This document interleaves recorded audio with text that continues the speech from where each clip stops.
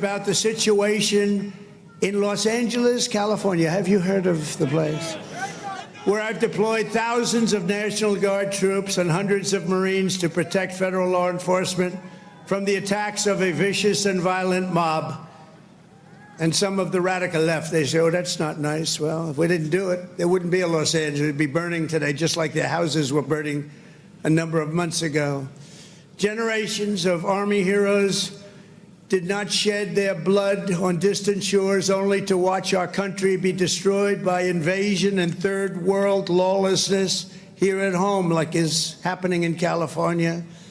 As Commander-in-Chief, I will not let that happen. It's never going to happen.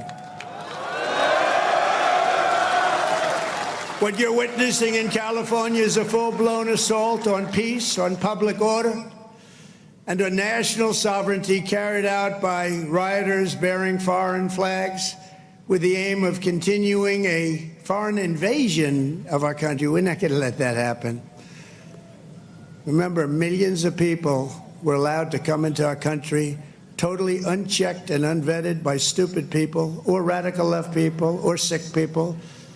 But regardless, open border policy, the dumbest policy. E dëgjuat, presidenti i Shtetit Bashkuar të Amerikës flet për një pothuajse luftë civile. Në qoftë se nuk do të ishin trupat Marines, nuk do kishin më Los Angeles. Pra, se thuash revolta, protesta e brendshme, përplasje civile në Shtetin Bashkuar të Amerikës, posaçërisht në shtetin e Kalifornisë, që është ndoshta shteti më i lullëzuar mbas New Yorkut, nga fuqi botërore, vetëm si shtet ai mbahet fuqia e 6 e 7 e botës, përsa i përket prodhimit dhe përsa i përket prosperitetit. E megjithatë, mbahet dhe si kryeqendra e liberalizmit, e të paktën e mbështetjes së një Amerike sipas një vizioni me cilin Donald Trump nuk është dakord, edhe shumica e popullsisë amerikane që votojnë Donald Trumpin nuk është dakord, por protestat janë të tilla sa që është hapur një debat.